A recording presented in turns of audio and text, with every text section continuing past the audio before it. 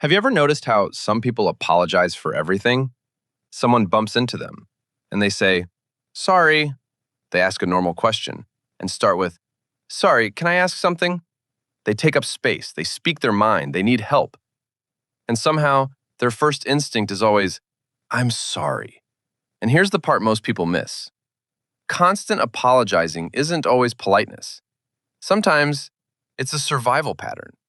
And if you don't understand why you do it, you can slowly train yourself to believe your needs are a problem. You shrink your voice, you hide your boundaries, you take blame for things that were never yours. So, what's the psychology behind people who constantly apologize for everything? Here's what's really happening. 1. They learn that apologizing keeps the peace. For some people, sorry became a shield, not because they did something wrong, but because somewhere in life they learned that tension was dangerous. Maybe they grew up around criticism. Maybe people got angry quickly. Maybe small mistakes turned into big reactions. So their brain learned a simple rule: apologize fast, and maybe things won't get worse.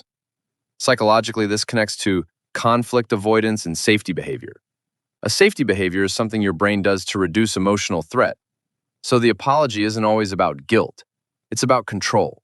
It's the nervous system saying, "Let me soften the room before anyone gets upset." And that's why they say sorry even when nothing bad happened.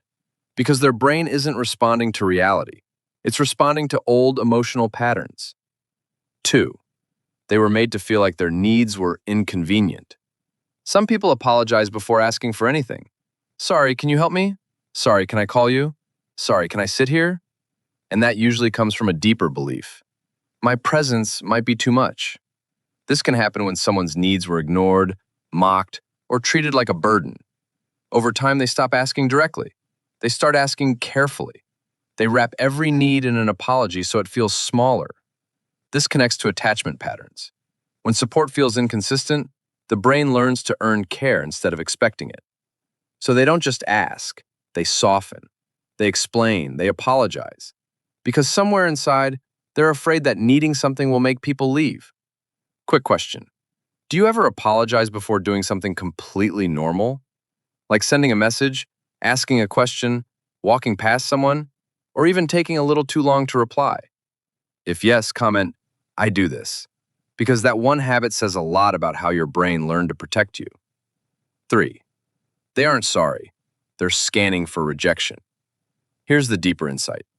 People think constant apologizers have low confidence, but sometimes it's not that simple. It's not that they think they're always wrong. It's that their brain over-detects emotional shifts: a delayed reply, a different tone, a strange facial expression, a little silence. To most people, these things mean nothing. But to someone who constantly apologizes, those tiny changes can feel like warning signs. This connects to threat detection. Their brain is scanning for rejection before rejection even happens. So they apologize early, not because they know they messed up, but because they're trying to prevent emotional distance. It's like saying, "Please don't be mad. Please don't leave. Please don't change how you see me." That's not weakness. That's emotional hyper-awareness. But when it runs too long, it becomes exhausting. 4. Their empathy makes them take responsibility for everyone's feelings. Highly empathetic people notice discomfort quickly. If someone looks tired, they feel guilty. If someone sounds annoyed, they wonder what they did. If the room gets awkward, they try to fix it. This is tied to emotional responsibility, the feeling that other people's moods are somehow your job. And once your brain accepts that role, apologizing becomes automatic. Someone is upset? Sorry. Someone is disappointed? Sorry. Someone misunderstood you? Sorry. But empathy without boundaries becomes self-erasure, because you start carrying emotions that don't belong to you. You become the emotional cleanup crew in every room. And eventually, you forget the difference between being kind and blaming yourself. 5. Apologizing becomes their way of staying lovable. This is the quiet part. Some people don't apologize because they feel guilty. They apologize because they want to stay accepted. They learn that being easy, agreeable, and low maintenance makes people like them more. So they avoid taking up too much space. They avoid sounding demanding. They avoid looking difficult. This connects to people-pleasing and approval-seeking. The brain starts to believe, if I'm never a problem, I won't be rejected. But the cost is huge. Because the more you apologize for existing, the more you teach yourself that existing requires permission.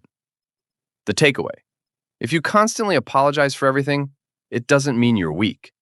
It might mean you're emotionally aware, conflict sensitive, deeply empathetic, or shaped by environments where peace had to be earned. But remember this: not everything needs an apology. Sometimes you don't need to say sorry. You need to say thank you. Thank you for waiting. Thank you for understanding. Thank you for listening. Because you are allowed to have needs. You are allowed to take up space. And you are allowed to exist without constantly explaining why. If this video made you feel understood, hit like, subscribe to Human Codex, and check out our other videos on human behavior, emotional intelligence, and the mind tricks people don't notice.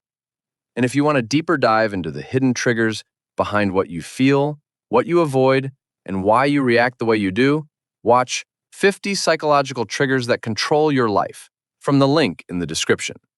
Catch you in the next one.